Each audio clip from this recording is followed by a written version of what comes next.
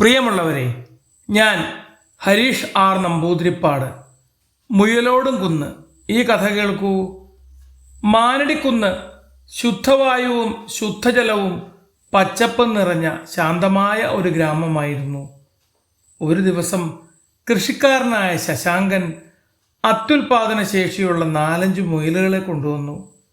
കാണാൻ കൗതുകമുള്ള ആ മുയലുകൾ നാട്ടുകാരുടെ ശ്രദ്ധയാകർഷിച്ചു. ഗ്രാമത്തിലെ കാലാവസ്ഥയും ഭക്ഷണ സമൃദ്ധിയും മുയലുകൾക്ക് സ്വർഗമായി. അവർ അതിവേഗം പെറ്റുപെരുകി. കുറച്ചു മാസങ്ങൾക്കുള്ളിൽ അവയുടെ എണ്ണം കൂടിക്കൂടി വന്നു. മുയലുകൾ കൂടിയപ്പോൾ ഗ്രാമത്തിൻ്റെ പേര് മുയലോടും കുന്ന് എന്നായി മാറി. ശശാങ്കൻ്റെ പരിചയക്കാരും സുഹൃത്തുക്കളും മുയലുകളെ പലതിനെയും ഏറ്റെടുത്തു. അവിടെ എത്തിയ മുയലുകളും പെറ്റുപെരുകി.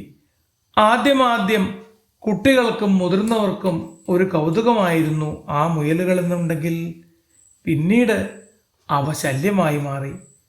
നാളുകൾ കൊണ്ട് മുയലുകളുടെ എണ്ണം ക്രമാതീതമായി വർദ്ധിച്ചു.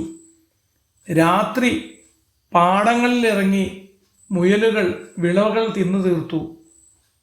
കൃഷി തട്ടിത്തെറിപ്പിച്ചു. കാരറ്റും പച്ചക്കറിയും ഉൾപ്പെടെയുള്ള വിളകളിൽ മുയലുകൾ കയറി മേഞ്ഞു. മനുഷ്യർക്ക് കഴിക്കാൻ ഒന്നുമില്ലാത്ത അവസ്ഥ.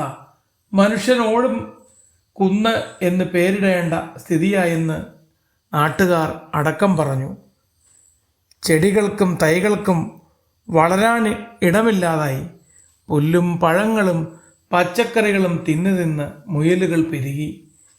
കുഴലൂത്തുകാരൻ്റെ കഥയിലെ എലികളെപ്പോലെ ആ ഗ്രാമം മുഴുവനും മുയലുകളെ കൊണ്ട് നിറഞ്ഞു. മുയലുകൾ ഇങ്ങനെ പെറ്റുപെരുകിയാൽ ഈ നാട്ടിൽ മുയലുകൾ മാത്രമാകും ഒടുവിൽ മനുഷ്യരോ കന്നുകാലികളോ ഇല്ലാതാവും. ഗ്രാമസഭ കൂടിയപ്പോൾ ഒരു മുതിർന്ന അംഗം പറഞ്ഞു, അതെ, പ്രാണികളെയും കീടങ്ങളെയും പോലെ മുയലുകൾ കൂടിക്കൂടി വരുന്നു.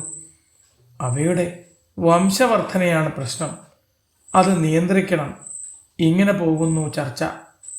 നമുക്ക് മൃഗഡോക്ടറെ പോയി കണ്ട് പരിഹാരം കണ്ടെത്താതെ വയ്യ. കൂടുതൽ ശ്രദ്ധാപൂർവം മുയലുകളെ വളർത്തണം. അവയുടെ വംശവർദ്ധനവ് തടയാനുള്ള മാർഗങ്ങൾ നോക്കണം. കൃഷിഭൂമി വേലി കെട്ടി സംരക്ഷിക്കണം എന്നൊക്കെയുള്ള തീരുമാനങ്ങൾ ഗ്രാമസഭ കൈക്കൊണ്ടു. അങ്ങനെ മുയലുകളുടെ എണ്ണം പെരുകുന്നത് തടയാനുള്ള മാർഗങ്ങൾ സ്വീകരിച്ചു. കൃഷി കൂടുതൽ സജീവമാക്കി. മുയലുകളും മറ്റ് ജീവികളും കൃഷി നശിപ്പിക്കാതെ മുൻകരുതലെടുത്തു. അല്ല മുത്തശ്ശാ, ഇത്ര ചെറിയ മുയലുകളുടെ എണ്ണം കൂടിയെന്ന് വെച്ച് അത്ര വലിയ പ്രശ്നമുണ്ടോ? പേരക്കുട്ടികൾ ചോദിച്ചു. എത്ര ചെറിയ ജീവിയാണെങ്കിലും ക്രമാതീതമായി വർദ്ധിച്ചാൽ അത് താങ്ങാനുള്ള ശേഷി പ്രകൃതിക്കില്ല.